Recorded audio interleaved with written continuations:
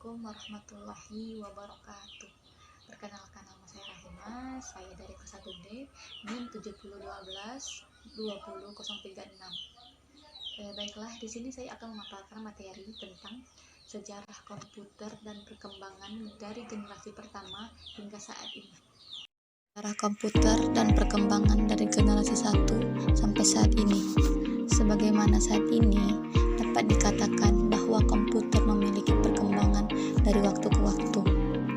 Generasi pertama komputer dikenal juga dengan elektronik, numerical, integrator, and calculator, atau bisa disebut juga sebagai alat digital elektronik yang dirancang pada tahun 1942. Komputer pertama kali dikerjakan oleh John Preece-Eckels serta Dr. John W. Michaeli dari University.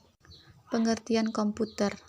Pada mulanya, istilah komputer menjadi julukan seseorang yang ahli di bidang aritmatika, baik dengan menggunakan alat hitung maupun tidak.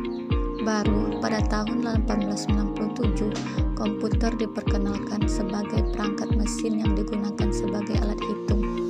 Hal ini sendiri terus mengalami pergeseran hingga kini komputer dimaknai seperangkat elektronik yang terdiri dari beberapa komponen yang satu dengan yang lainnya saling bekerja sama untuk menghasilkan sebuah informasi yang berdasarkan kepada data, prosedur, serta program yang telah dirumuskan.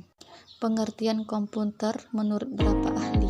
Donald Sanders sendiri mendefinisikan komputer sebagai sebuah sistem elektronik yang dapat memanipulasikan data secara tepat dan cepat, kemudian diorganisasikan dan dirancang secara otomatis. Selain itu, komputer berfungsi menerima serta menyimpan data-data dan diproses serta menghasilkan sebuah output berdasarkan pada instruksi-instruksi yang ada pada suatu memori.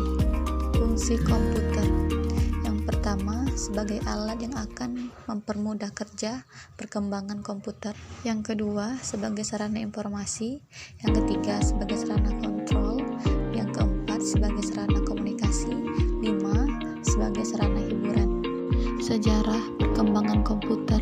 Di generasi pertama, tabung vakum pada tahun 1946, komputer diciptakan melalui tabung vakum sebagai komponen utama dan beratnya sendiri hampir 30 ton.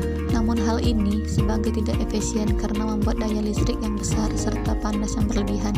Generasi pertama ini juga masih dapat menggunakan bahasa mesin yang hanya dimengerti oleh komputer. Komputer itu sendiri, inputnya saja, juga menggunakan sebuah pita kertas dan packet card dengan output merupakan printer. Pada waktu tertentu juga membutuhkan sekitar $1 juta hanya untuk mendapatkan suatu program. Generasi integrator.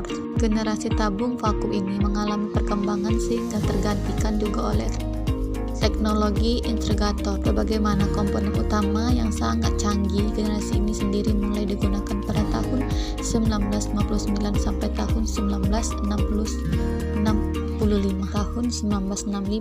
Beberapa kelebihan yang dimiliki diantaranya adalah ukuran yang lebih kecil, tidak terlalu panas, serta resiko mengalami kegagalan cukup kecil. Generasi ini juga tidak lagi menggunakan berbagai bahasa mesin. Ciri-ciri dari komputer generasi transistor adalah sebagai berikut. Kapasitas memori utamanya cukup besar. Komponen yang digunakan dalam generasi transistor yang lebih kecil jika dibandingkan dengan tabung hampa udara.